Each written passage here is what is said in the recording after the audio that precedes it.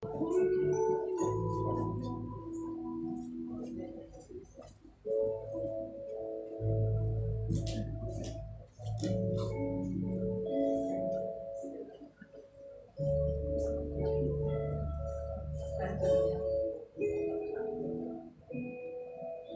shalom. Baik, sejuk di luar, sejuk di dalam ini. Sekali lagi mau semangat sedikit. Saya dulu. Oke, shalom. Bro, udah semangat. Bersama Yesus kita bisa. Yes. Oke, haleluya, puji Tuhan. Kita bersyukur karena kebaikan dan kasih dan kemurahannya. Kita dapat bertemu sekali lagi di rumah Tuhan pada pagi hari ini untuk memuji, menyembah, dan mendengar firman Tuhan.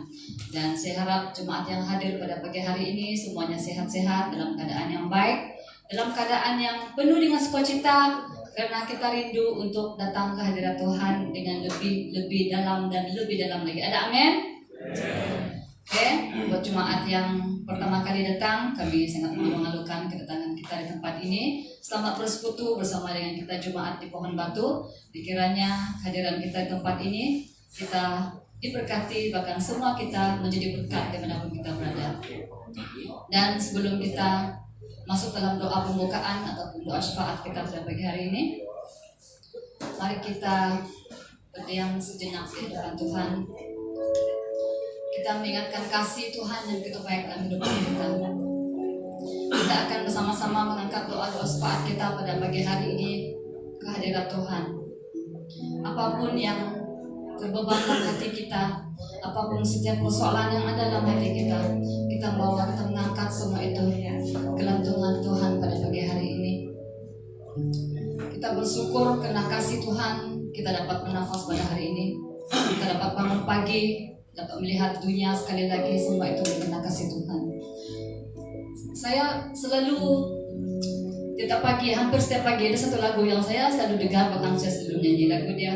Ku mau selalu bersyukur, selalu bersyukur. Lagu itu sangat menyenangkan hati saya kalau saya mendengar lagu itu setiap pagi, sebab kita bersyukur dengan kehidupan nafas yang Tuhan berikan kita setiap pagi, kan? Oke, mari kita masuk dalam doa syafaat kita pada pagi hari ini. Pada pagi hari ini banyak hal-hal yang akan kita angkat dalam tangan Tuhan sesuai dengan doa SIP Pusat doa puasa kita pada bulan Januari ini.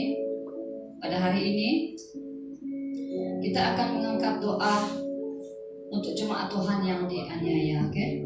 Itu juga kita mengingatkan juga orang-orang yang sakit pada pagi hari ini. Kita mengingatkan seorang anak kita yang sedang terlantar di hospital pada saat ini. Walaupun kita tidak mengenal dia secara pribadi, tapi kita mengangkat dia bersama dalam doa kita pada pagi hari ini. Yang saya difahamkan nama anak ini Leo, kan? Leo Lawrence. Pernah datang di sini waktu Uncle Suleiman mengadakan sambutan hari jadi dia. Saya ingat Bapak juga buka anak ini baru tingkatan 2. Dia mengalami kemalangan dan mengalami pendarahan di otak dia. Kemarin dia menjalani pembedahan. Saya tidak tahu apa dia punya keputusan pada hari ini. Dia sudah sedarkah Ibu Rosmin? Belum, dan dia belum sedar sampai saat ini. Kita angkat anak ini dalam tangan Tuhan. Biar kiranya Roh Kudus Tuhan yang akan campur tangan, yang akan memberikan hikmat kepada dokter yang merawatnya, akan memberi penghiburan dan kekuatan kepada ibu bapaknya yang sedang menunggu anak ini untuk sedar pada saat ini. Tuhan akan memberi mereka kekuatan, dan sekiranya ini adalah cara Tuhan untuk membawa mereka lebih dekat kepada Dia, biar Tuhan yang berperkara dalam semua itu. Haleluya jemaat Tuhan, mari kita naikkan satu pujian penyembahan kita pada pagi hari ini supaya kita mengangkat doa kita. Mengalir Roh Kudus di tempat ini. Haleluya Roh Kudus. Kita bebas dalam cara apa kita berdoa. Kalau kita mau berdiri, dia bersilakan berdiri. Kalau kita mau selesa dengan cara duduk, silakan duduk. Haleluya Yesus, kami mengundang Roh Kudus Tuhan hadir di tengah-tengah kami pada pagi hari ini. Yesus, berkarya Tuhan di tengah kami. Kami rindu Tuhan mendengar suara-Mu Yesus. Jamah hati kami Tuhan. Haleluya Yesus.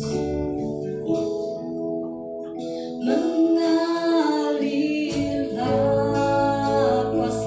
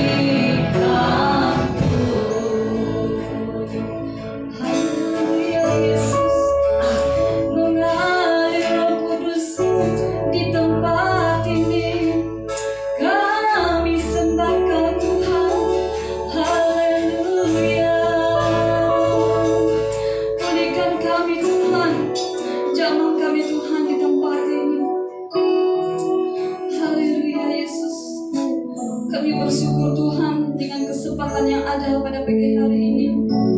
Kami dapat datang ke rumah-Mu Tuhan, bersekutu sekali lagi di tempat ini, mengangkat doa-doa kami kepada Engkau pada pagi hari ini Yesus. Terlebih Tuhan, kami mohon pengampunan kepada-Mu atas segala dosa dan pelanggaran dalam kehidupan kami ya Bapa. Suci dan kuduskan hati kami Tuhan. Layakkan kami menaikkan setiap doa-doa kami kepada Engkau pada pagi hari ini Bapa. Biar dapat segala pujian, penyembahan, bahkan firman yang akan kami dengar pada pagi hari ini Tuhan. Semua itu Tuhan berkenan di depan-Mu ya Bapa. Oh, haleluya Yesus. Terima kasih Tuhan. Haleluya Yesus. Ini kami Tuhan jemaat-Mu pada pagi hari ini Bapa. Kami merendahkan diri kami di hadirat-Mu Yesus. Kami meninggikan Engkau dalam kehidupan kami ya Tuhan. Banyak persoalan dan beban yang kami lalui ya Bapa. Tapi kami yakin percaya Engkau Tuhan Allah kami. Tuhan Allah kami yang akan menolong kami dalam setiap persoalan kehidupan kami ya Bapa. Karena kami yakin dan percaya dengan firman-Mu Tuhan. Engkau memanggil setiap kami yang berbeban berat datang kepada-Mu Tuhan.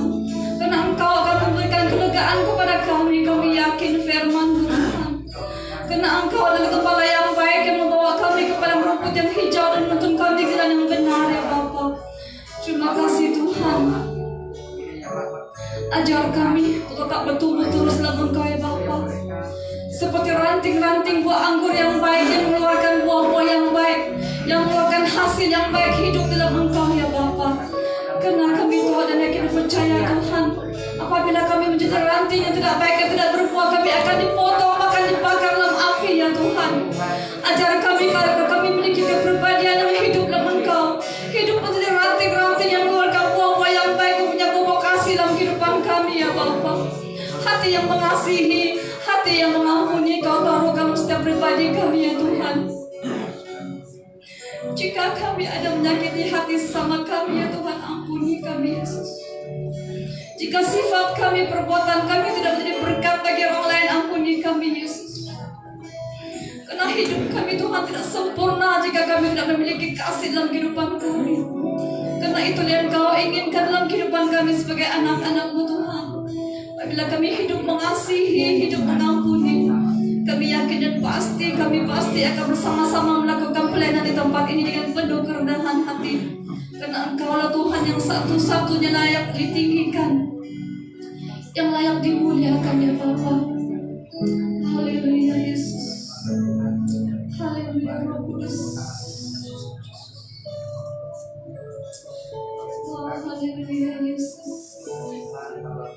Tuhan, pada pagi hari ini kami mengingatkan jemaat-jemaat Tuhan yang ada di tempat ini, dimanapun keberadaan kami ya Bapa.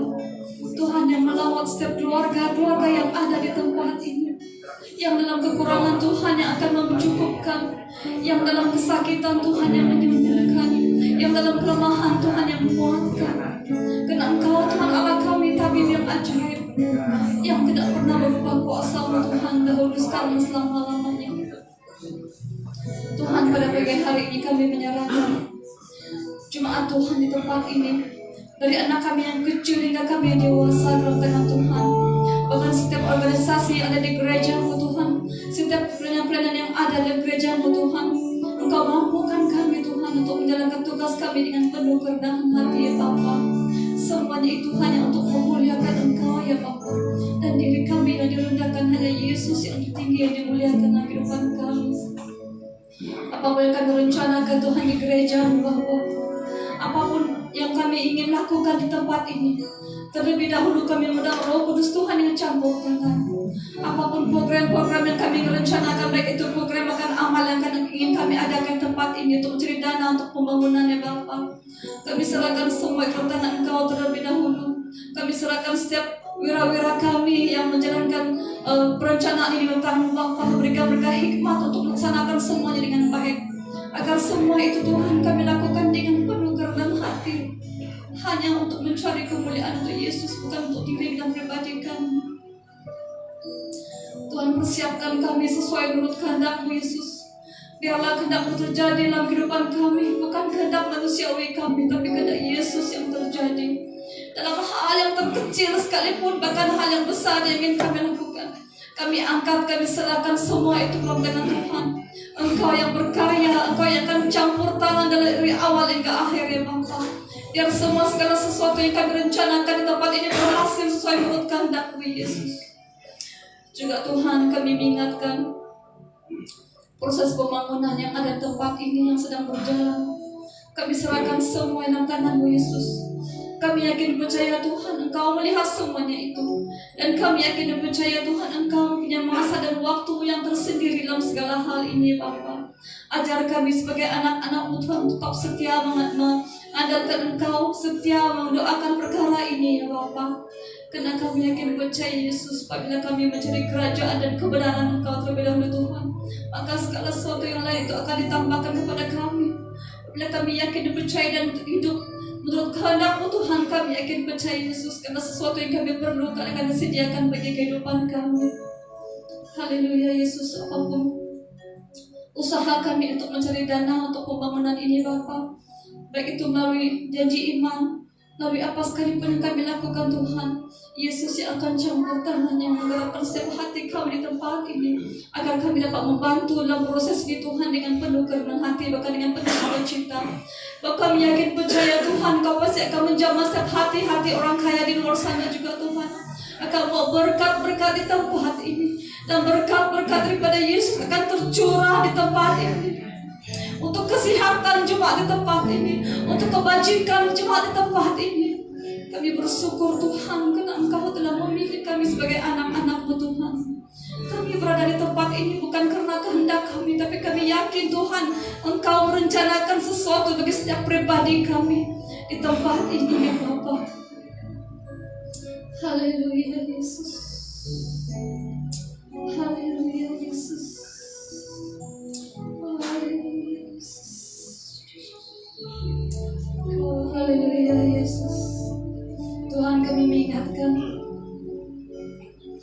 negara kami Malaysia dalam tangan-Mu sekali lagi. Setiap kepimpinan yang ada di negara kami ya Bapa, dari Ketua Agung hingga kepada menteri-menteri yang ada, kami serahkan mereka dalam tangan Tuhan. Walaupun kebanyakan mereka adalah pada suku-suku yang belum mengenal kasih-Mu ya Bapa, tapi kami yakin percaya Tuhan, Engkau mengasihi mereka seperti Engkau mengasihi kami anak-anak-Mu tempat ini juga ya Bapa. Bila hikmat daripada Yesus yang akan turun ke setiap pemimpin-pemimpin kami ya Bapa, agar mereka dapat memimpin negara kami Malaysia dengan baik, dengan adil dan tulus ya Bapa. Dan kami sebagai anak-anak Tuhan di Malaysia tidak akan ditindas, tapi kami diberi hak yang sama ya Bapa di tempat negara kami Malaysia. Diberkatilah negara Malaysia, diberkatilah setiap pemimpin-pemimpin yang ada, diberkatilah setiap rakyat-rakyat yang ada di negara kami Malaysia. Haleluya Yesus. Pada pagi hari ini Tuhan, kami terus mengingatkan hamba-hamba-Mu Tuhan yang melayani sebagai pastor sepenuh masa, sebagai misioneri, sebagai penginjil dimanapun mereka berjalan di seluruh pelosok dunia ini Tuhan, yang mencari jiwa-jiwa untuk kerajaan-Mu di akhir zaman ini ya Bapa. Tuhan, Engkau persiapkan hamba-hamba-Mu melayani dengan lebih sungguh dan sungguh lagi ya Bapa. Sebab kami yakin dan percaya Tuhan, lewat hamba-hamba-Mu yang melayani Engkau ini Tuhan, akan ramai jiwa-jiwa yang akan mengalami pertobatan di akhir zaman ini ya Bapa. Tuhan, pakai setiap hamba-hamba-Mu Tuhan, agar mereka melayani dalam roh dan kebenaran, agar setiap apa yang terungkap dalam firman-Mu itu akan dilepaskan, tidak ada satu pun yang tersembunyi ya Bapa. Agar kami sebagai jemaat Tuhan, kami mengetahui apa isi hati-Mu Tuhan. Karena lewat firman-Mu itu Tuhan, kami mengenal isi hati-Mu. Lewat hamba-hamba-Mu yang kami menyampaikan firman-Mu kepada kami Tuhan, kan kami mengenal isi hati-Mu Tuhan. Dipercukupkanlah mereka Tuhan dalam setiap keperluan hamba-hamba-Mu, baik dalam persekolahan anak-anak mereka, dalam pekerjaan dan keuangan mereka Tuhan, mereka dipercukupkan dalam segala sesuatu. Kesehatan mereka terus dipelihara hingga akhir hidup mereka ya Bapa. Mereka tidak bercacat celah di depan-Mu ya Bapa. Mereka menjadi hamba Tuhan yang setia hingga akhir hidup mereka ya Bapa. Haleluya Yesus. Itu juga kerinduan kami sebagai jemaat-Mu Tuhan. Kami rindu Yesus untuk hidup berjalan bersama dengan Engkau ya Bapa. Ajar kami untuk terus memelihara iman kami ya Bapa, agar kami tidak goyah dengan apapun keadaan dunia pada saat ini. yang membuat kami risau, membuat kami bermacam-macam cabaran, dugaan yang kami alami Tuhan. Berikan kami kekuatan, berikan kami hikmat untuk kami melalui hari-hari yang jahat di depan kami ya Bapa, agar iman kami terus terpelihara hingga akhir hidup kami ya Bapa. Haleluya Yesus. Kami bersyukur karena punya Allah seperti Engkau, Allah yang ada di setiap musim kehidupan kami, Allah yang mencukupkan kami dalam segala sesuatu, Allah yang tidak pernah berubah kuasa dahulu sekarang selama-lamanya. Engkau adalah Allah Abraham, Allah Ishak, dan Allah Yakub, dan hari ini Engkau adalah Allah yang sama yang telah membangkitkan Lazarus daripada kematian 2000 tahun yang lalu. Kami yakin dan percaya walaupun kami tidak dapat melihat Engkau pada hari ini Tuhan, tapi ajar kami untuk percaya walaupun tanpa melihat ya Bapa. Kami yakin Tuhan Engkau Tuhan yang sama yang kami sembah pada hari ini. Oh haleluya Yesus.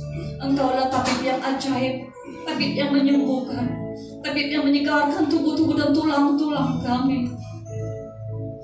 Tuhan, pada pagi hari ini khusus kami doakan untuk anak kami Leo Lawrence yang sedang berada di hospital pada saat ini, yang dalam keadaan lemah tubuh oleh karena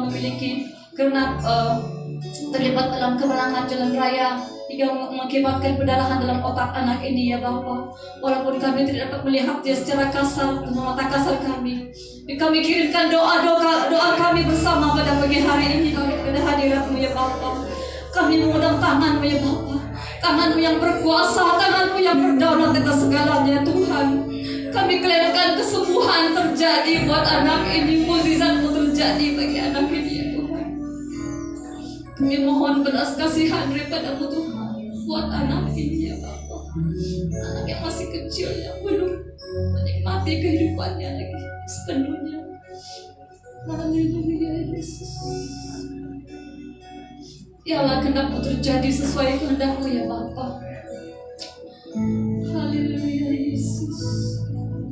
Haleluya Yesus. Kami percaya Tuhan, Engkau Allah kami yang ajaib, tabib kami yang ajaib. Buat keluarga dia juga Tuhan yang menjaga keadaan anak ini di hospital pada saat ini. Roh Kudus-Mu yang memberikan mereka roh penghiburan ya Bapa, memberi mereka kekuatan untuk menjadi dalam saat kesukaran ini ya Tuhan. Haleluya Yesus. Haleluya Yesus. Haleluya Yesus. Jika inilah cara-Mu Tuhan untuk menyatakan kasih-Mu dalam keluarga ini, untuk membawa mereka mengenal kasih-Mu Tuhan, dan biarlah kehendak-Mu yang terjadi, dan biarlah kehendak-Mu terjadi. Kami kelihatan kesembuhan terjadi dalam pribadi, dalam secara jasmani dan secara rohani terjadi dalam keluarga ini Bapa. Bahkan dalam pribadi kami juga di tempat ini, kami rindu mengalami kesembuhan rohani dalam kehidupan kami Bapa. Siapapun jemaat Tuhan yang dalam keadaan sakit pada saat ini juga Bapa, tapi tidak lupa kami terus mengingatkan saudara kami Reman dalam tangan-Mu. Saudara kami yakin bahkan siapa juga saudara-saudari kami, bahkan keluarga kami yang berada di kampung dalam keadaan sakit kelemahan tubuh sekalipun Tuhan, kami serah, kami angkat dalam tangan Tuhan. Kami yakin dan percaya Tuhan, Engkau melihat bahkan mengenal setiap pribadi kami ya Bapa. Engkau melihat apa yang ada bahkan apa yang tiada pada kami ya Tuhan. Haleluya Yesus. Berkaryalah Tuhan, bekerjalah Tuhan dalam setiap pribadi kami, dan biarlah dari hari ke hari kami semakin yakin, semakin bersemangat untuk terus melihat Engkau dengan lebih sungguh di tempat ini ya Bapa. Walau apapun kecaman yang kami terima, kami tidak akan goyah, tapi kami terus dikuatkan untuk melihat Engkau dengan lebih sungguh dan lebih sungguh lagi ya Tuhan. Diberkatilah anak-anak Tuhan yang datang tempat ini, dalam pekerjaan kami Tuhan, dalam persekolahan anak-anak kami, dalam keuangan, dalam kebajikan, dalam keperluan kami, dalam kesehatan kami Tuhan. Kami letak, kami angkat ke tangan Tuhan. Terima kasih Tuhan. Kami sangat bersyukur ya Bapa, karena Engkau Tuhan Allah yang begitu baik, yang tidak pernah meninggalkan kami, yang setiasa ada dalam setiap keperluan kehidupan kami. Ajar kami untuk setia dalam Engkau Tuhan, seperti mana Engkau setia dalam kami ya Bapa. Terima kasih Tuhan. Terima kasih Roh Kudus. Kami serahkan acara kami pada pagi hari ini dalam tangan-Mu Bapa. Anak-anaknya mengambil pelayanan secara khusus pada pagi hari ini dalam kreasi musik, dalam pelayanan musik. Bukan hamba yang menyampaikan firman-Mu, bukan setiap apapun yang kami gunakan pada pagi hari ini, alat-alat yang kami pakai, kami serahkan semua itu dalam tangan-Mu Tuhan. Engkau yang hadir di tengah-tengah kami, Engkau yang berkarya di tengah-tengah kami ya Bapa. Jika ada roh-roh yang coba-coba mengendak masuk untuk masuk dalam tempat ini yang mengganggu konsentrasi kami dalam memuji, menyembah dan mendengar firman-Mu, dalam nama Yesus kami tolak, kami tengking semua roh-roh jahat keluar di tempat ini. Kami hanya mengundang Roh Kudus daripada Yesus yang hadir di tengah-tengah kami. Terima kasih Tuhan, terima kasih Roh Kudus. Ini doa kami Tuhan yang tidak sempurna, tapi kami yakin dan percaya Tuhan, Engkau akan menyempurnakan setiap rencana-Mu dalam kehidupan kami sesuai dengan masa dan waktu-Mu ya Bapa. Terima kasih Yesus. Segala puji syukur dan hormat dan kemuliaan kami naikkan hanya di dalam dan di atas nama Yesus Kristus Tuhan dan Juru Selamat kami yang hidup, punya syukur atas semuanya. Haleluya. Amin.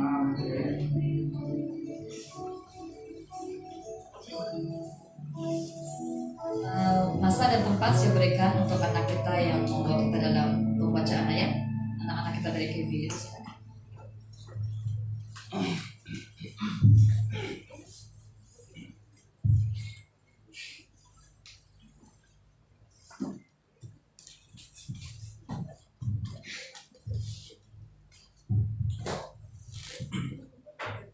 Shalom dan selamat pagi untuk kita semua pada hari ini. Mari kita buka kitab kita dalam Amos 5 ayat 7 hingga 13 dalam Perjanjian Lama. Tajuk besar melawan perkosaan keadilan. Ayat 7, hai kamu mengubah keadilan menjadi ibu dan yang mengempaskan kebenaran ke tanah. Ayat 8, dia yang telah membuat bintang Kartika dan bintang belantik, yang mengubah kekelaman menjadi pagi dan yang membuat siang gelap seperti malam.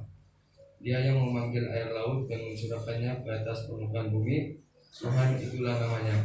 Ayat 9, dia yang menimpakan kebinasaan atas yang kuat sehingga kebinasaan datang atas tempat yang berkubu.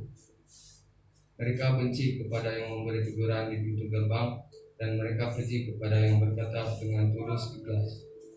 Ayat 11, sebab itu karena kamu menginjak-injak orang yang lemah dan mengambil pajak gandum daripadanya, sekalipun kamu telah mendirikan rumah-rumah dari batu pahat, kamu tidak akan mendiaminya. Sekalipun kamu telah membuat kebun anggur yang indah, kamu tidak akan meminum anggurnya. Ayat 12, sebab aku tahu bahwa perbuatanmu yang jahat banyak dan dosamu berjumlah besar. Hai kamu yang menjadikan orang benar terjepit, yang menerima uang suap, dan yang mengesampingkan orang miskin di pintu gerbang.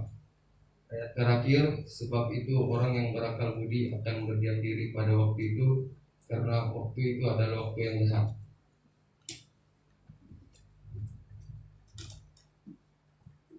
Bacaan kedua kita terdapat pada Yakobus 2 ayat 2 hingga 13.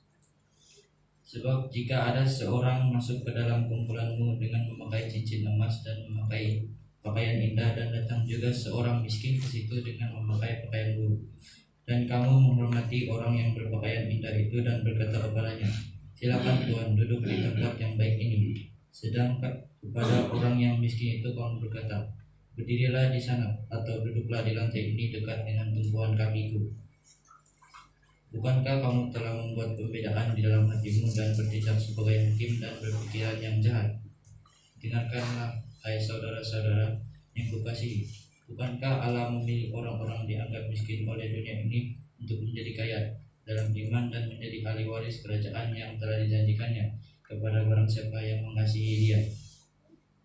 Tetapi kamu telah menghinakan orang-orang miskin. Bukankah justru orang-orang kaya yang menindas kamu dan kamu menyeret kamu ke pengadilan? Bukankah mereka menghujat nama yang mulia yang olehnya kamu menjadi milik Allah? Akan tetapi jikalau kamu menjalankan hukum utama yang tertulis dalam kitab suci, kasihilah sesamamu manusia seperti dirimu sendiri, kamu berbuat baik. Tetapi jika kamu memandang muka kamu berbuat dosa, dan oleh hukum itu menjadi nyata bahwa kamu melakukan pelanggaran. Sebab barang siapa menuruti seluruh hukum itu, tetapi mengabaikan satu bagian daripadanya, ia bersalah terhadap seluruhnya. Sebab ia mengatakan jangan berzina, ia mengatakan juga jangan membunuh. Jadi jika tidak berzina tetapi membunuh, maka kamu menjadi pelanggar hukum juga. Berkatalah dan berlakulah seperti orang-orang yang dihakimi oleh hukum yang memerdekakan orang. Sebab penghakiman yang tak berbelas kasihan akan berlaku atas orang yang tidak berbelas kasihan, tapi belas kasihan kamu akan menang atas penghakiman.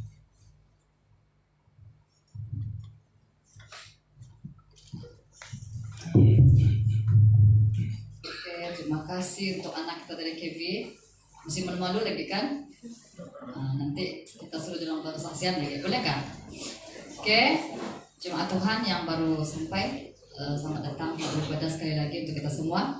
Jika ada jemaat yang ingin menyampaikan kesaksian secara pribadi ke, menyanyi ke, adakah? Masa tempat kita buka jika ada. Berapa lama sudah kita tidak dengar kesaksian kan? Atau ada yang tiba-tiba tergerak hati dia pada pagi hari ini mau bersolong ke, berduet ke, boleh juga kan pastor? Kalau tidak ada pun pastor yang solo untuk kita lah. Oke, adakah? Sebelah sana ada? Ada? Sini?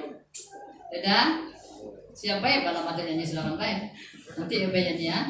Pak Koten. Sama Koten di sini kena nyanyi untuk kita. Oke, di sini ada? Tidak, sana? Tidak. Oke, kalau tidak kita silakan tim pressing musik.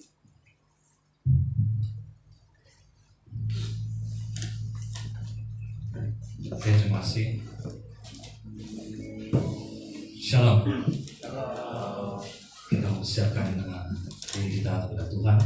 Kita mau menyembah, memuji Dia. Dengan apa ku membalas kasih-Mu yang kuterima dari-Mu. Kasih jumpa kita semua berdiri. Mari kita sama-sama pujian ini. Oh, haleluya Yesus.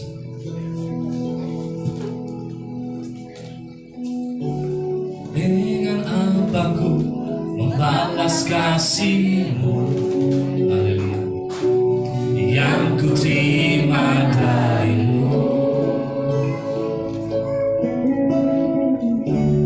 Dengan apa ku membalas cinta-Mu, oh Yesusku.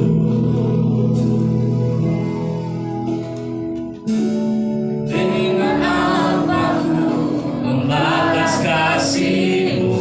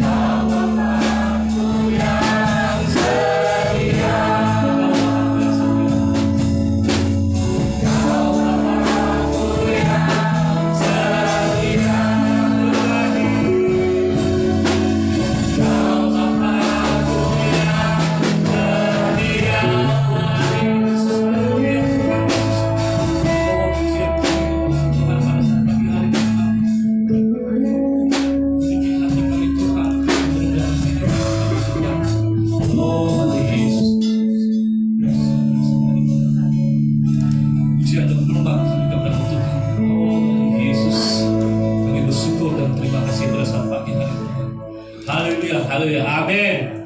Beri sorak-sorai bagi Tuhan. Karena puji syukur.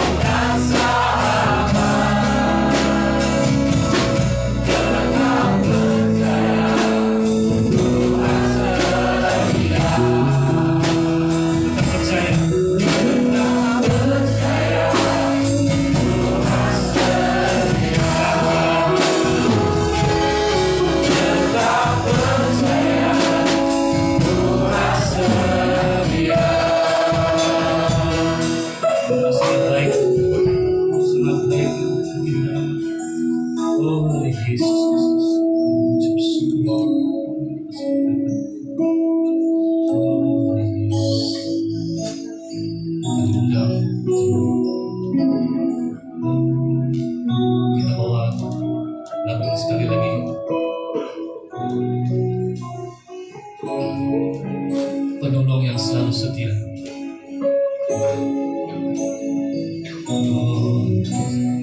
Penolong yang selalu setia,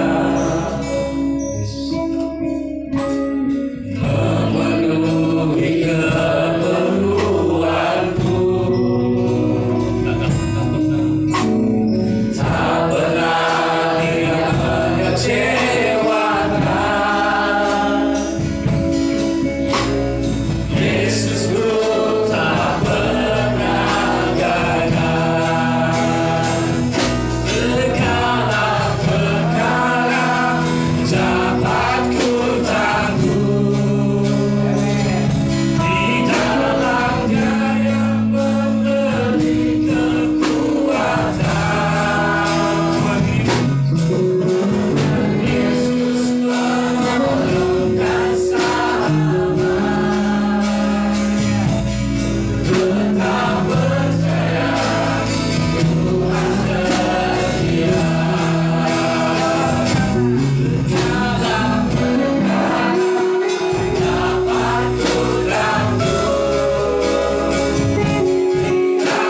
percaya Tuhan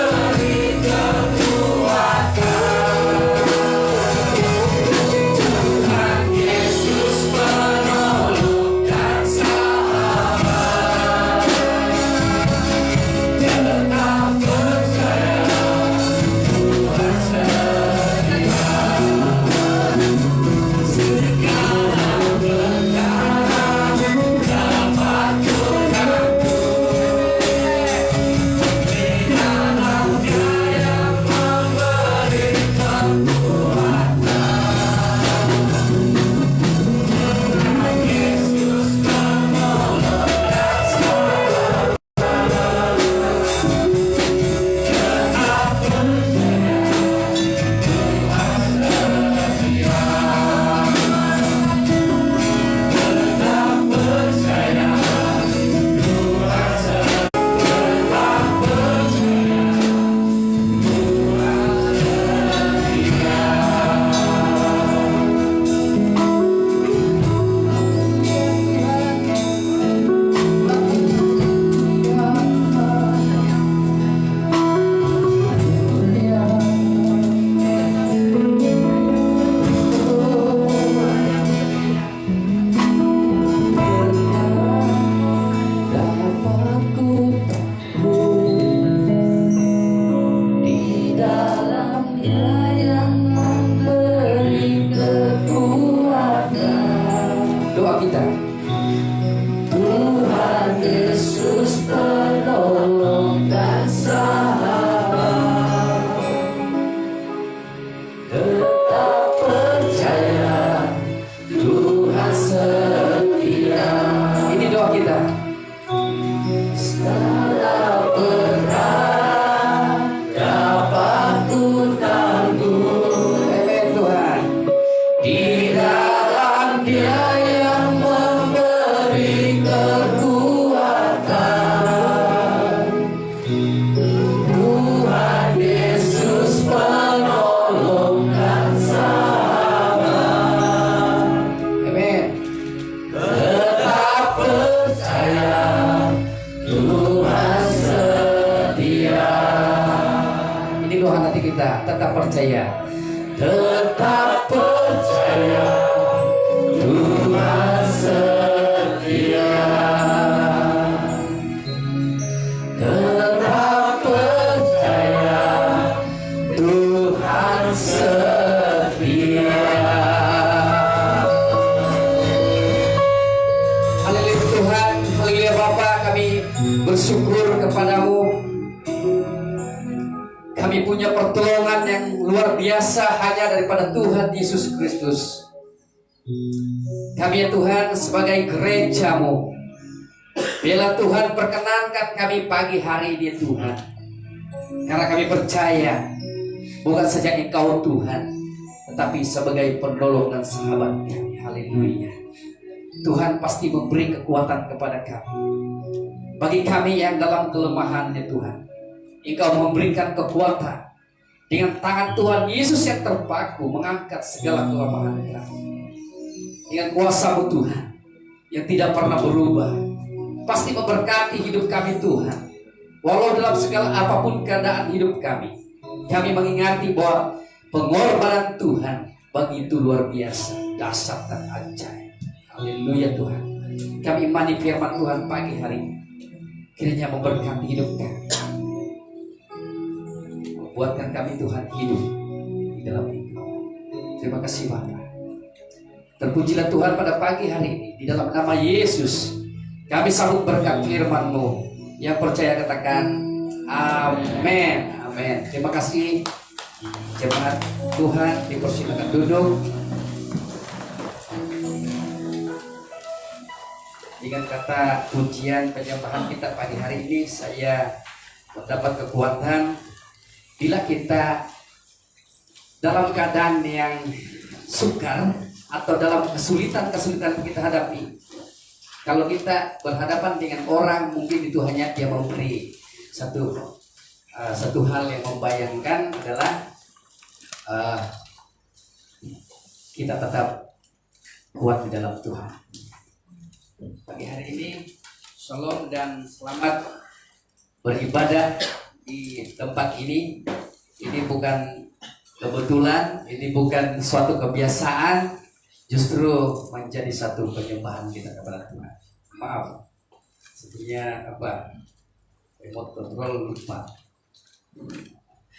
Jadi harap supaya multimedia boleh bantu. Oke. Seperti yang saya janjikan, saya tetap menyampaikan firman Tuhan untuk kita. Karena apa yang saya buat satu penyelidikan di dalam gereja Tuhan di tempat ini. Secara berfokus adalah kita harus mempelajari firman Tuhan tentang gereja Tuhan yang rohani. Bermaksud gereja Tuhan yang rohani adalah gereja Tuhan yang hidup di dalam firman Tuhan. Tidak ada alasan kita lain, tidak ada dasar kita lain. Oke, next slide. Di dalam Injil Matius 6 ayat pertama hingga ayat 4. Jadi mana satu yang saya membaca ini? Alkitab Indonesia atau Bersih Borneo? Oke. Sebelah kiri. Mungkin boleh bantu saya ambil itu remote. Ingatlah, jangan kamu melakukan kewajiban agamamu di hadapan orang supaya dilihat mereka. Karena jika demikian, kamu tidak boleh beroleh upah dari Bapakmu yang di sorga. Jadi apabila engkau memberi sedekah, janganlah engkau mencanangkan hal itu seperti yang dilakukan orang munafik di rumah-rumah ibadat dan di lorong-lorong supaya mereka dipuji orang. Aku berkata kepadamu, sesungguhnya mereka sudah mendapat upahnya. Tetapi jika engkau memberi sedekah, janganlah diketahui tangan kirimu apa yang diperbuat tangan kanan. Terakhir, hendaklah sedekahmu itu diberikan dengan tersembunyi, maka Bapakmu yang melihat yang tersembunyi akan membalasnya kepadamu. Next. Pagi hari ini kita belajar bagaimana pengajaran Yesus. Kalau daripada bab 5 sampai kepada bab ini pun, bab 6 ini, Yesus menjelaskan banyak pengajaran yang bersifatkan suatu peringatan. Disitulah Yesus mengatakan, dan timbullah istilah ingatlah atau janganlah. Berarti kalau kita jumpa istilah seperti ini atau perkataan seperti ini, itu menunjukkan sesuatu peringatan pasti membuatkan kita untuk senantiasa diperingatkan. Kita belajar di sini, saya tidak lebih membahas ayat, tapi nanti itu akan dibahas daripada poin ke poin. Yaitu kesalahan bagi gereja yang tidak dewasa rohani. Secara berfokus dalam ayat yang kita baca pagi ini adalah berbicara tentang kehidupan orang Kristen. Kita lihat salah satu daripada aspek memberi kepada Tuhan. Kan? Karena Yesus berkata, apa yang kananmu beri, tangan kirimu tidak tahu, mungkin sebaliknya begitu. Apa yang dimaksudkan oleh Yesus tentang hal ini? Jadi kalau engkau memberi kata Yesus, jangan engkau memperlihatkan, atau jangan engkau memberi itu hanya suatu untuk kau perlihatkan kepada orang, atau jangan mengheboh-heboh. Oke. Nah, kesalahan bagi gereja yang tidak dewasa rohani adalah satu, bukan itu pemberian itu atau persembahan itu menggambarkan atau mengekspresikan hidup dewasa. Tetapi di dalam poin yang saya teliti di sini adalah satu, permasalahan diri sendiri. Itu tergantung daripada cara kita untuk memberi kepada Tuhan, bukan didorong oleh orang lain, tetapi dari diri kita sendiri. Berarti ini gereja atau orang percaya yang tidak dewasa, yaitu atau orang Kristen yang tidak dewasa adalah masalah diri sendiri. Yang kedua, masalah antara sesama jemaat. Bagus juga lah selalu kita berdoa supaya ada kesatuan, bukan saya di gereja, tapi di luar sana, di negara-negara sana. Tapi fokus kita belajar, pertanyaan dia, mengapa masih ada masalah di antara sesama jemaat? Kalau gereja itu dewasa, pasti tidak ada masalah di antara jemaat. Amin. Macam satu keluarga. Oke. Yang ketiga di sini adalah ketidakcergasan emosi pemimpin. Ataupun ada satu istilah, saya dapat di berita, kalau pemimpin itu pikiran, emosinya mudah koyak. Kalau pemimpin emosinya, pikirannya mudah koyak, maka ini menjadi satu masalah. Belum dewasa. Yang keempat, tidak ada kemampuan rohani tanpa reformasi. Saya banyak melihat tentang sejarah bagaimana reformasi di dalam gereja Tuhan berlaku pada abad 15, 16, dan 17. Disitulah wujud Bapak gereja juga, kan? Disitulah wujud Martin Luther dan Yohanes John Calvin. Di mana? Kenapa? Kenapa kedua hamba Tuhan ini mereformasikan gereja tradisi mereka? Karena di kalangan pemimpin terjadi rasuah. Mereka melayani bukan untuk pembangunan rohani gereja, maksudnya jemaat, tapi mereka melayani untuk kepentingan diri sendiri dan untuk kekayaan. Kalau kita lihat dalam latar belakang, kenapa diprotes? Istilah Protestan itu bukan lahir daripada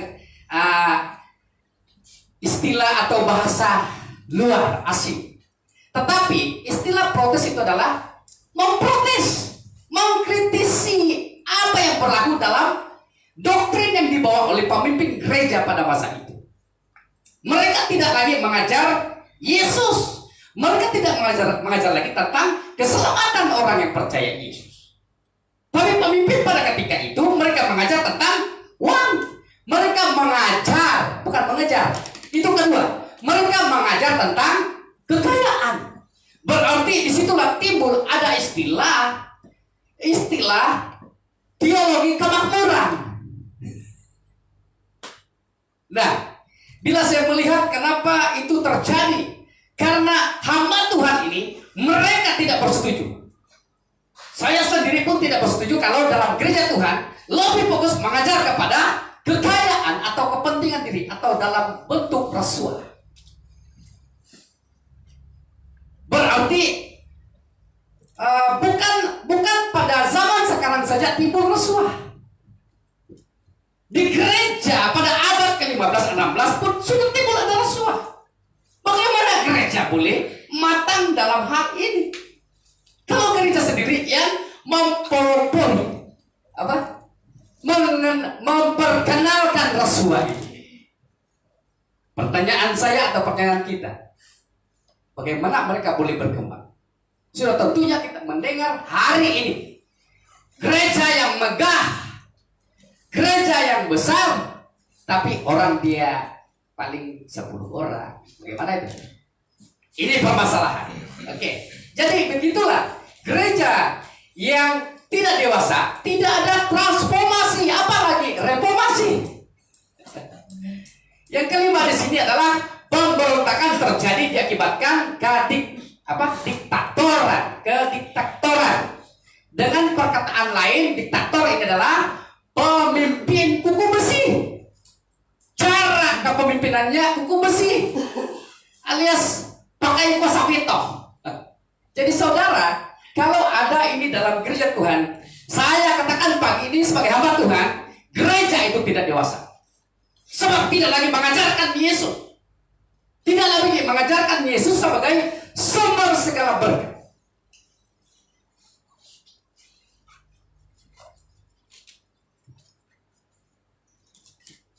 Alasan orang Kristen tidak lagi datang ke gereja.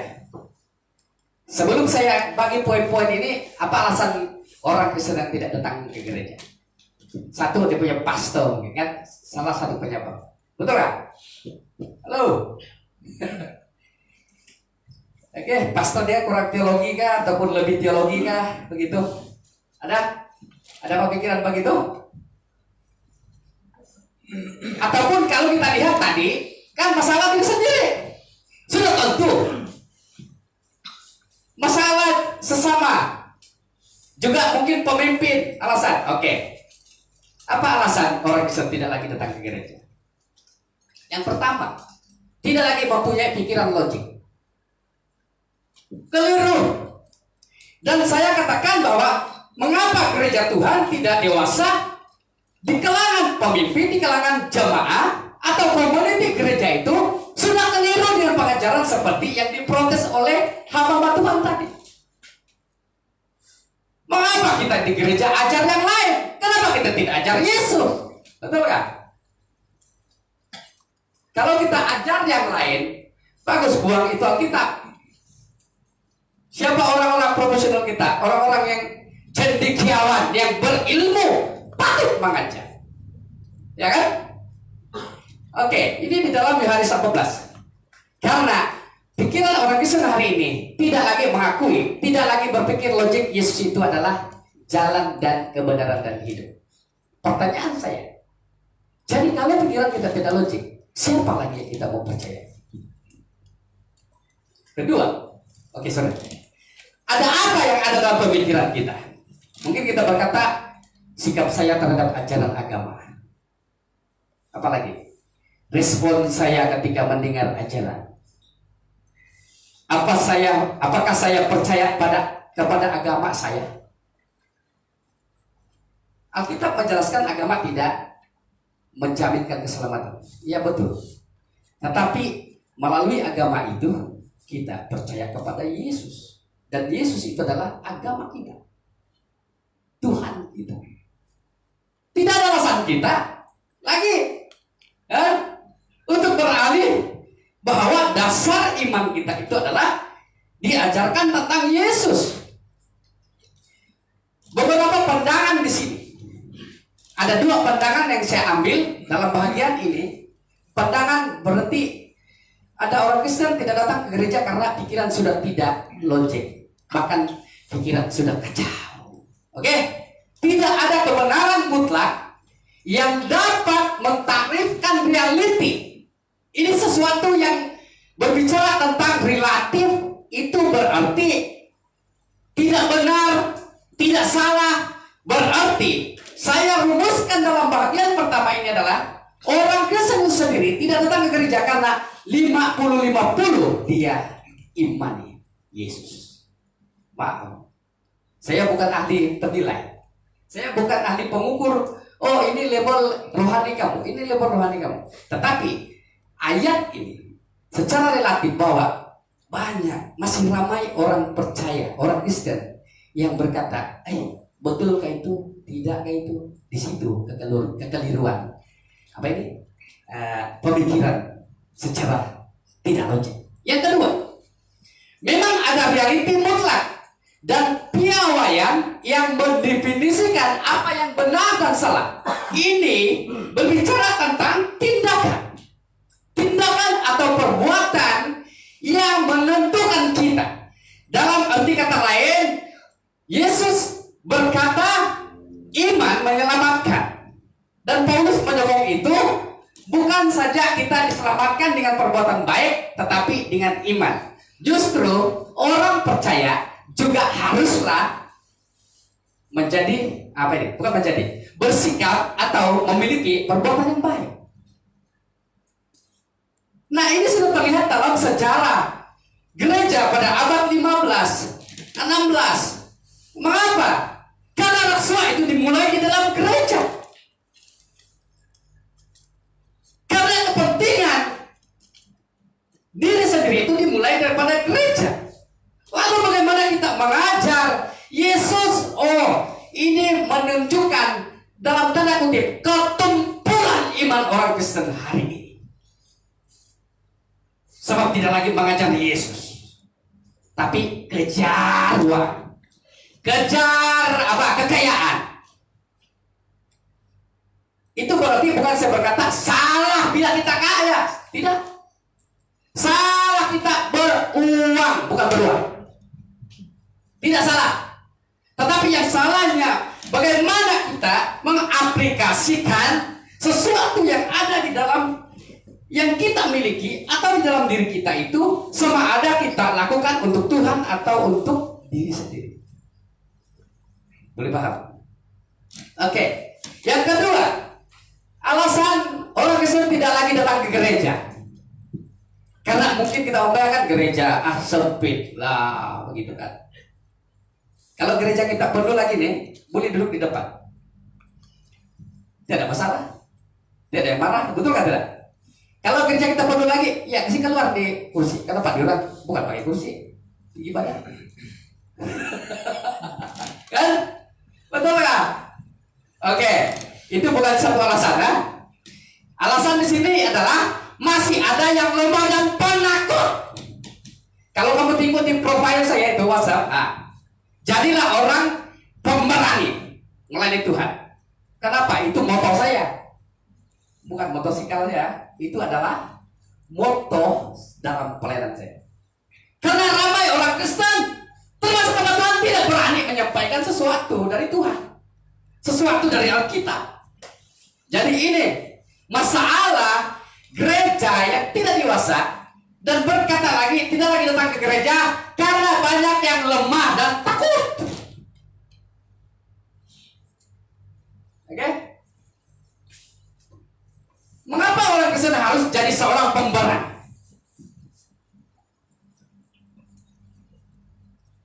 Ada Roh Kudus dalam kehidupan kita. Kalau kita benar-benar sungguh-sungguh percaya Tuhan, maka kita dibaptis daripada kuasa Roh Kudus, bukan saja daripada air. Banyak orang Kristen hari ini dibaptis daripada oleh air saja, tapi Roh Kudus tidak ada. Itulah dia takut. Itulah dia tidak berani. Justru kita belajar pagi hari ini adalah menjadi seorang Kristen yang pemberani. Kita tahu bahwa Yesus Kristus kan ada. Amin. Kalau Yesus Kristus ada dalam hidup kita, kita datang kepada orang yang bermasalah, sebelum kita berkata sesuatu, orang itu pasti sadar hidupnya pasti diselamatkan Tuhan. Dalam pelayanan pastoral juga, saudaraku, kita berdoa. Belum kita bercakap, belum kita berdoa pun. Ini yang harus kita pelajari. Yang kedua di sini adalah mengapa kita harus menjadi seorang Kristen yang pemberani adalah kita harus hidup sesuai dengan kasih Allah. Mengapa kita gagal? Mengapa kita masih lemah? Mengapa kita masih takut? Karena hidup kita tidak sesuai dengan Alkitab. Saya mendorong gereja Tuhan, hiduplah sesuai dengan Alkitab. Yang ketiga di sini masih yang apa nih? Kasih yang sempurna. Ini dalam ayat 1 Yohanes 4 ayat 18. Oke? Kasih yang sempurna berarti kasih agape. Kasih agape adalah kasih Allah yang melenyapkan segala ketakutan. Banyak orang kasih pura-pura. Oh, gitu kan? Tapi hati dia mana ada kasih. Ini bukan berbicara di luar sana, tahu? Ini berbicara dalam gereja Tuhan. Oke? Siapa musuh orang Kristen? Oke, kalau kita lihat bahagian yang saya tunjukkan tadi itu kesalahan orang Kristen yang tidak dewasa.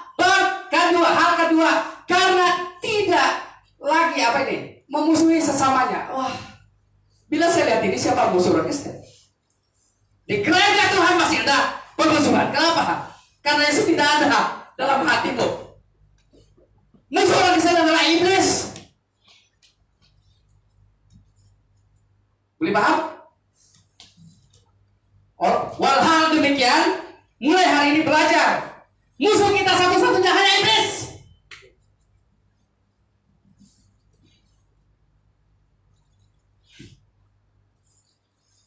Karena Paulus berkata, musuh kita adalah bukan darah apa ini? Bukanlah darah dan daging. Berarti musuh kita bukan manusia. Tapi pertanyaan saya, masih banyak dalam gereja Tuhan bermusuhan. Tidak ngam. Dia bilang saya paling ngam. Siapa paling ngam? Ingat, penghakiman belum terjadi. Yang ketiga, masih ada kemunafikan. Dalam hal ini, saya ada panjang sedikit untuk menceritakan.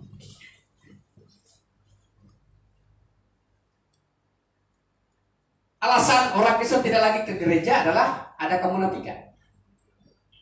Inilah teks yang kita bawa sebentar tadi. Ingatlah, janganlah kamu melakukan kewajiban agama. Oke, sekarang saya mau bertanya, apa agama kita?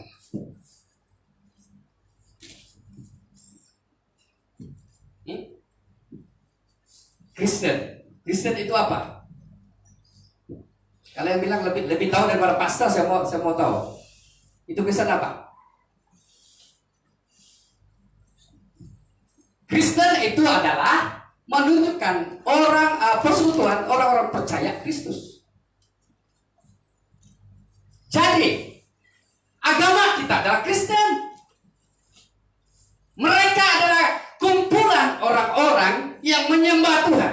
Berarti di sini kalau ada kemunafikan lagi, berarti Anda menyembah yang lain. Ada lagi Tuhan yang lain. Mungkin Tuhan ini, Tuhan jaga pribadi dan sebagainya lah. Banyak itu. Mereka yang tahu, yang mengamal itu tahu. Oke? Pengertian kita tentang kemunafikan adalah hipokrit. Banyak hipokrit dalam gereja. Hipokrit itu menunjukkan seorang artis atau aktor yang biasanya memakai topping. Saya tidak tahu topping apa. Topping yang baik kah, jahat kah, saya tidak tahu gambaran dia. Tetapi inilah pengertian kita tentang kemunafikan adalah hipokrit. Tanda bagi orang munafik. Saya mau beritahu anak kami namanya, kalau nama kelima dari kampung Tanda. Kalau kamu tahu ada punya yang hitam di sini yang biru-biru, itu namanya Tanda.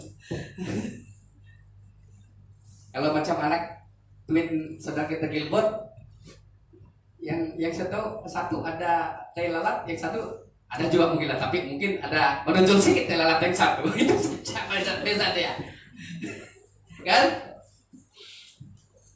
Mungkin kepribadian kita pasti ada tanda. Saya menelpon yang sebab sebenarnya nomor telepon sekarang ini lain. Saya telepon saja seorang dengar kemarin, bro, saya bilang, Apa kabar? Oh, kenal saya kak? Oh, kenal. Ini memang Pastor Joni, dia bilang. Mungkin suara saya ini terlalu merdu banget. Atau terlalu kuat. Nah, memang begitu lah. Saya bukan marah, tapi memang begitulah sebenarnya suara. Berarti setiap kita secara pribadi ada identiti yang orang tahu kepada kita.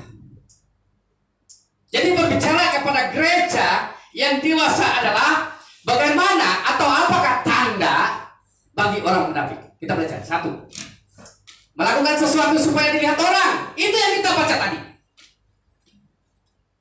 Janganlah engkau apa ini? Janganlah engkau mencanangkan hal itu. Kalau dalam versi Borneo, dalam bahasa kita adalah janganlah engkau mengheboh-hebohkan.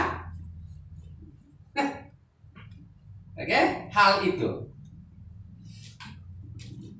Supaya apa? Jadi kebiasaan orang munafik. Itu Yesus tegur murid-muridnya. Jangan kamu ikut seperti orang munafik. Bila mereka beri persembahan, mereka angkat diri mereka dalam nama. Saya tidak tahu. Dia bilang tidak sebut Yesus. Dalam nama Allah Bapa kami beri ini persembahan. Tapi orang timur, wow 100. Mungkin kalau ada yang 1.000 lagi mungkin sebelah. Ini berbicara bukan tentang pribadi, tetapi soal hati. Berarti kata Yesus, jangan mengheboh-hebohkan hal itu supaya apa di sini? Jangan minta puji. Ada beza apa ini? Kan ada perbezaan. Kalau ini mungkin yang mengajar bahasa Indonesia tahu ya. Ada beza yang dipuji sama minta puji. Kan? Kalau kita jangan minta puji, biar dipuji orang, tidak apa. Kalau minta puji itu lain, dah cerita. Oke. Yang kedua di sini adalah kelihatan baik di luar, tetapi di dalam penuh kejahatan. Ini pun Yesus katakan, kalau sifat seperti ini dalam gereja, celakalah. Kalau mungkin kita keluar sudah kata-kata kita celaka, ini terlalu lebih jahat sudah ini kan. Tapi Yesus berkata kepada hal seperti itu. Kalau terjadi demikian dalam gereja Tuhan, celakalah kamu. Kamu hanya sama dengan orang Farisi. Ya, kira-kira begitu dalam ayat ini kalau kita tafsirkan. Yesus berkata tidak menggambarkan hal-hal yang lain. Dia gambarkan tentang kuburan. Dia menggambarkan tentang apa? Keranda. Karena sekarang mana ada 1.000, beribu-ribu, tapi hanya dilihat berapa waktu saja.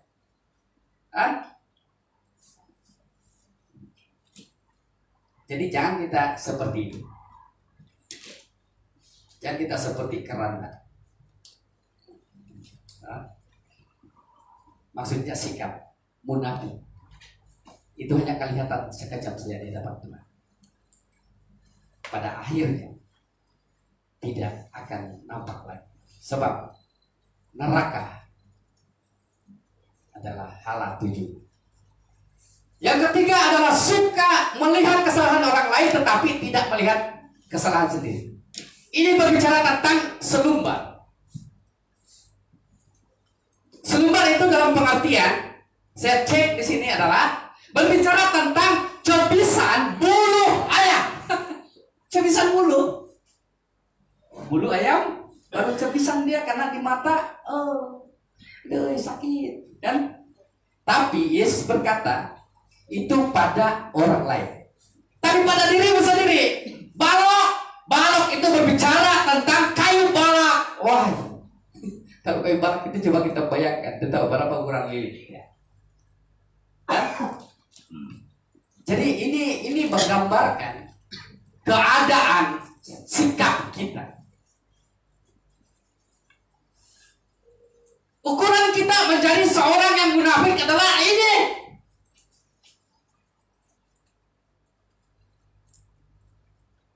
Jadi saya tidak mau panjang lebar membahas tentang ini. Karena sekarang Gereja Tuhan banyak orang mau jahit kain orang punya daripada jahit kain diri sendiri. Mengapa? Orang munafik saudara, jemaat yang dikasihi Tuhan ada di mana-mana. Kalau saya mengatakan tentang latar belakang sejarah pada abad awal 15-16, itu berbicara tentang rasuah.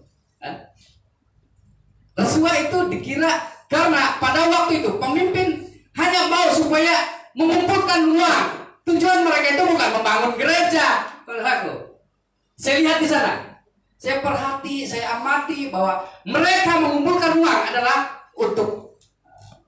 bukan untuk pastor. Saya mengalami ini dalam gereja Tuhan. Ini kesaksian saya. Kalau gereja betul-betul tidak ada duit, kamu bagi saya 200 satu bulan pun boleh. Mungkin ada yang saya fungsikan ini. Tapi tidak juga. Bila mendapat duit, pada mulanya adalah untuk membantu dalam lain hamba Tuhan. Bila dapat uang, lain tujuan dia. Berarti bubarlah mereka punya cadangan, saudara. Ingat, hati-hati. Banyak cadangan tapi mesti bernas. Hati-hati. Saya katakan saya mengalami hal seperti itu. Oleh itu, karena tidak ada kata putus, walaupun 200 kamu bagi dalam satu bulan, tidak apa. Bagus saya, Paulus bilang, bagus saya kebas debu di gereja itu.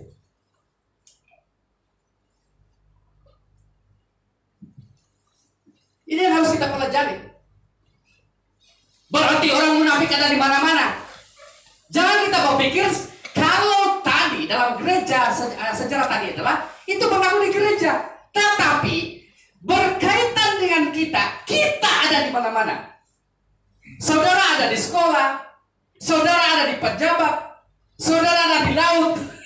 Di mana? Di kedai kopi pun ada.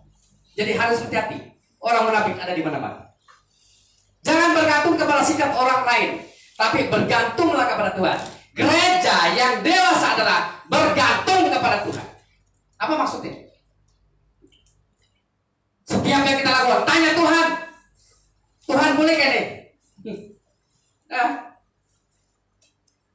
Yang ketiga di sini, datanglah kepada Tuhan dengan kesadaran. Banyak orang Kristen hari ini tidak sadar bahwa dia adalah orang berdosa. Itu namanya orang munafik. Orang tidak munafik adalah, oh Tuhan, datang ke gereja, menyembah Tuhan dengan hati yang hancur. Itulah orang yang sungguh-sungguh datang kepada Tuhan.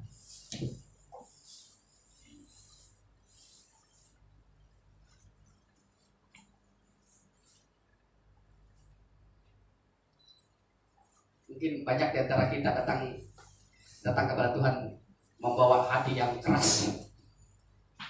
Dalam situasi hati kita itu ada juga anggota tubuh. Dalam hati kita juga ada anggota kepala. Mungkin hati jadi keras, kepala ini. Saudara, mari kita berdoa. Kita berdoa supaya kita datang kepada Tuhan. Tujuan kita datang kepada Tuhan adalah memuliakan Tuhan. Walaupun kamu tidak memuliakan hamba Tuhan, tapi muliakan Tuhan di dalam hidup. Karena ini salah satu jadi ukuran gereja yang rohani. Dan mengapa? Kita lihat di sini, kita dapat menerima orang lain.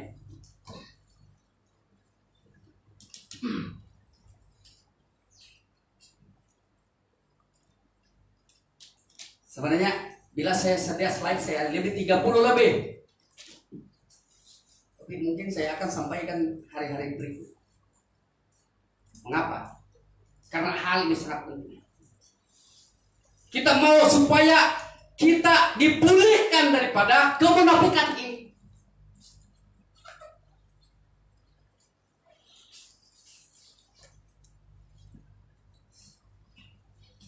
Menjadi gereja yang dewasa secara rohani, bukti gereja yang rohani.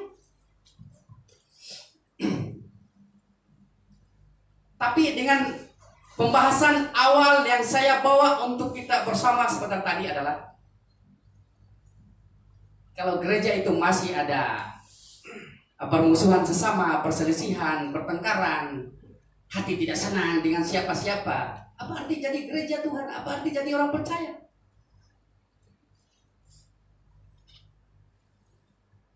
Hanya satu kata Yesus kepada seluruh dunia ini adalah bertobatlah.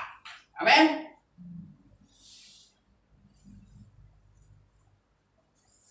Bukan saya pikir, tapi inilah kata Yesus yang paling membahagiakan orang yang mendengar.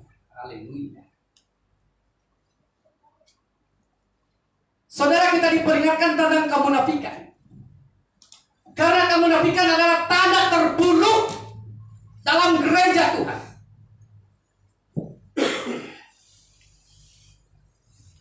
Jadi mari kita usahakan. Kalau kita berusaha cari duit, menjadi gereja yang dewasa, usahakan supaya sifat, sikap kemunafikan ini harus dihancurkan dalam nama Yesus. Saya mengajak jemaat Tuhan, kita haruslah menjadi gereja yang mematikan kehidupan dunia. Karena inilah dorongan Paulus kepada jemaat di Kolosi, supaya dia berkata, supaya matikanlah segala sesuatu hidup duniawimu di hadapan Tuhan. Saya banyak kongsi dengan pribadi semalam.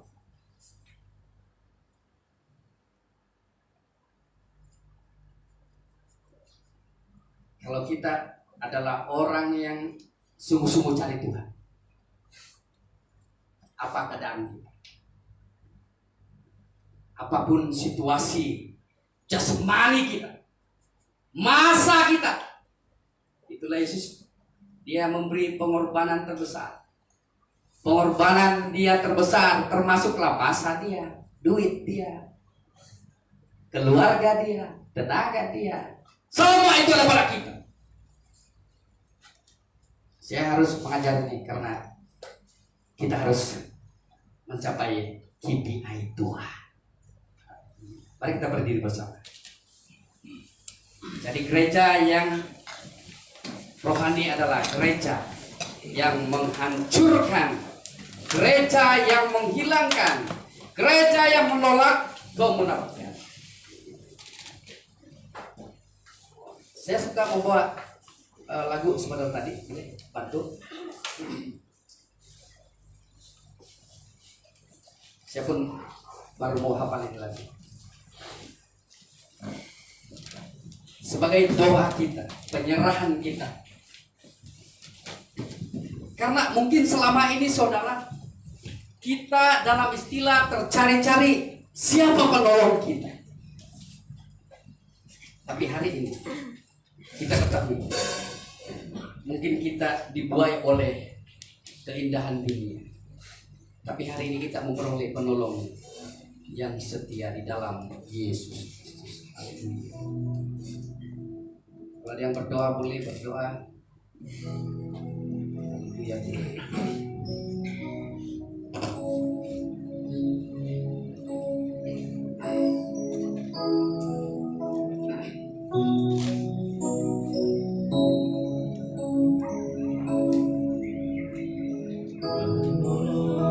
Yang selalu setia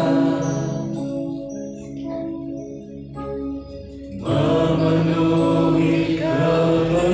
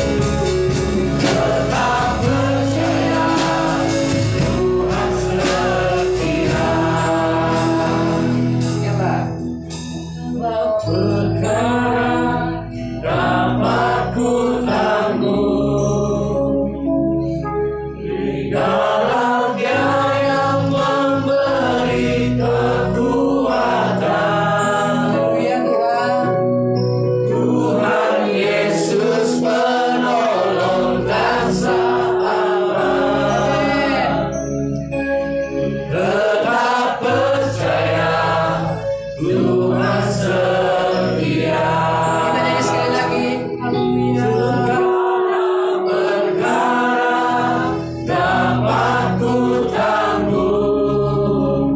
Kita dikena seperti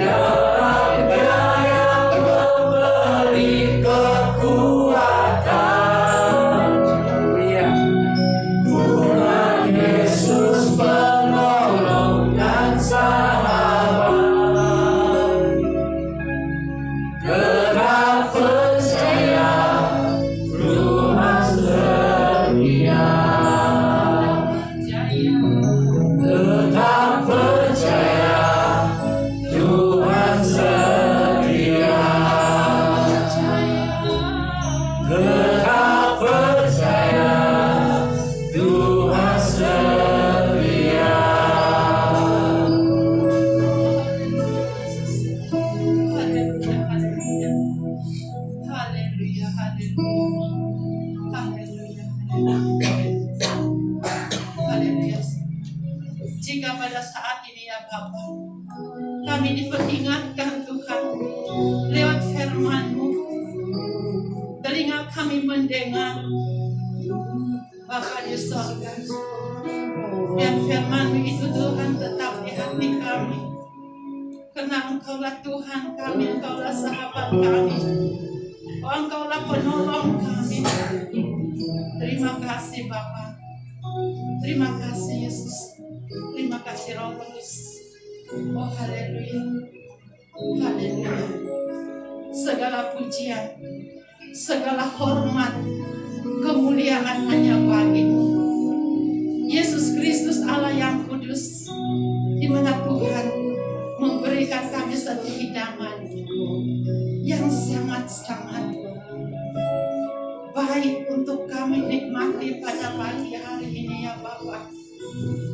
Oh haleluya, oh haleluya, haleluya, haleluya, haleluya, haleluya, haleluya, haleluya. Biar firman-Mu itu Tuhan Yesus tetap mengambil tempat di hati setiap kami, yang akan terus menyuburkan iman kami dan menghidupi iman kami ya Bapa.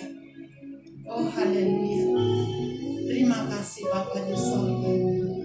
Terima kasih. Terima kasih Yesus. Terima kasih Yesus. Oh haleluya. Haleluya, haleluya. Haleluya.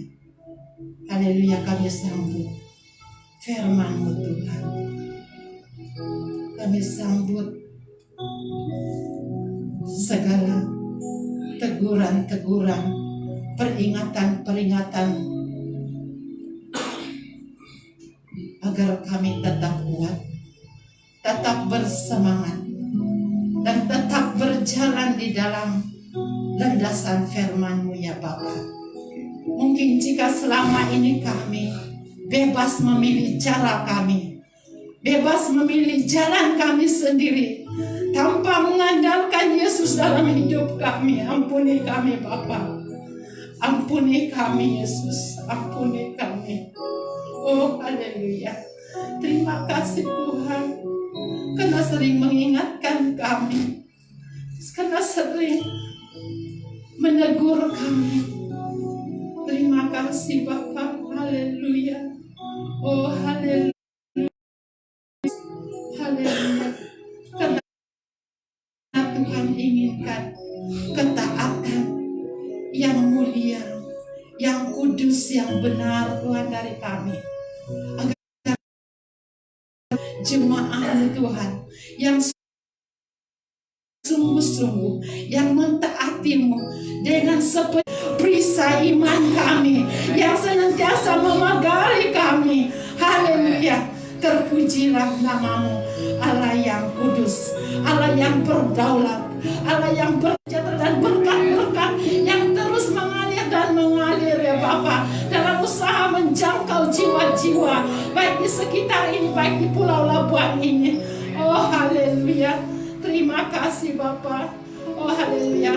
Segala pujian, hormat, dan syukur hanya bagi-Mu, Yesus Kristus Allah yang kudus. Haleluya, haleluya.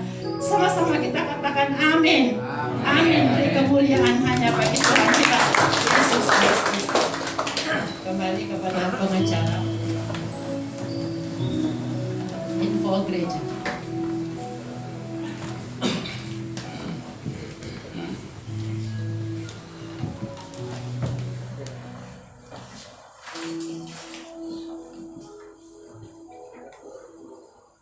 Baik, kita masuk pada info gereja. Sebelum itu kita jemaat yang baru pertama kali datang di tempat ini ada? Beda. Oke, saya teruskan dengan pengumuman.